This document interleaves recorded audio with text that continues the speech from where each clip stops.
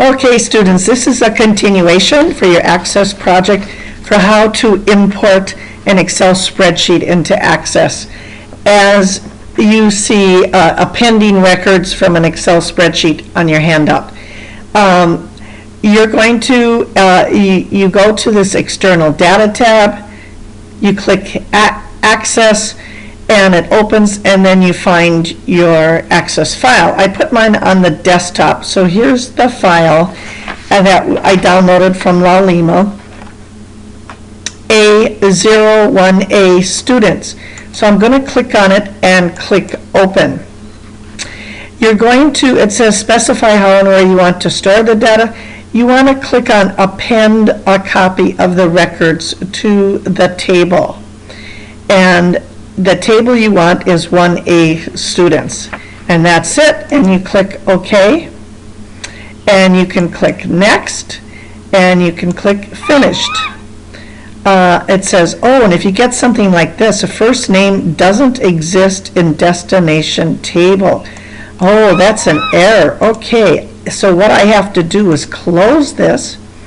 I have to go back and open my table and see, oh, look what I did is I have a spelling error.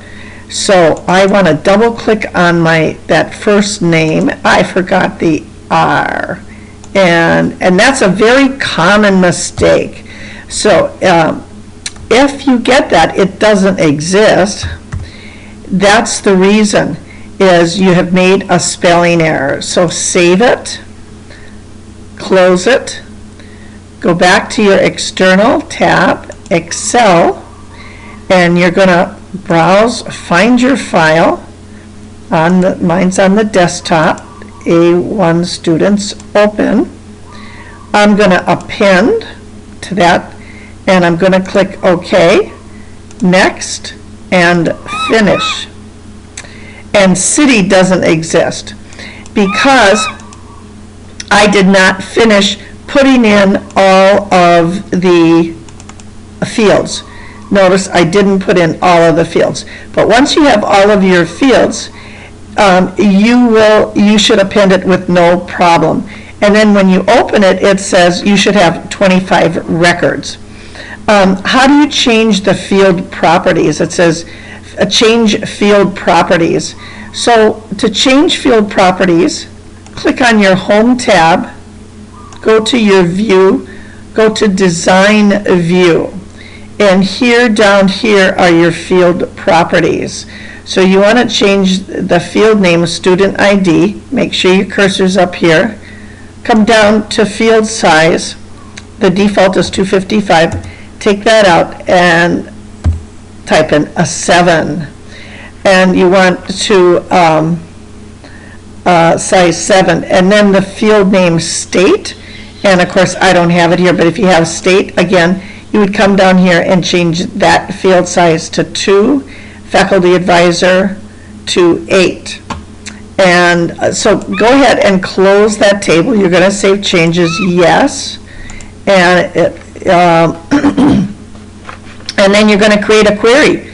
So go to Create, and you're going to come right here where it says Query Wizard. You're going to click Simple Query, OK. And what fields do you want? Choose the following fields: last name, first name, email, phone, and student ID. So in that order, so you would click last name, put this greater than to get the field to this side. First name, greater than. Phone and student ID. And again, I don't have all the fields here, so you would put them all on this side, click Next. You're going to title the query, you're going to delete this, and you're going to title it All Students. And click Finish. And you will see your query. Of course, like I said, I don't have them in here. I did not type the records in, but you would see them. And go ahead and close that. And then to create a form, all you do is create.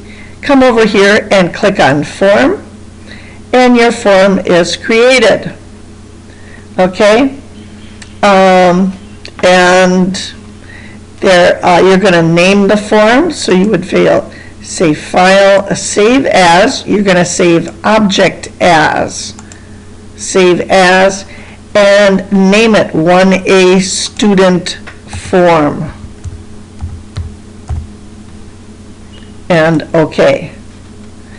And then close that.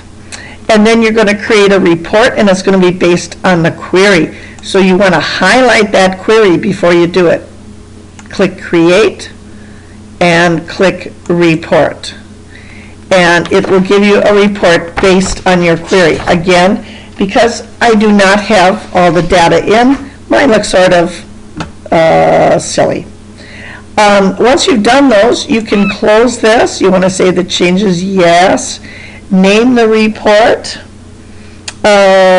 Click on Report and name it. Click OK. And then close your file. Go Close and close your program and submit. That's it.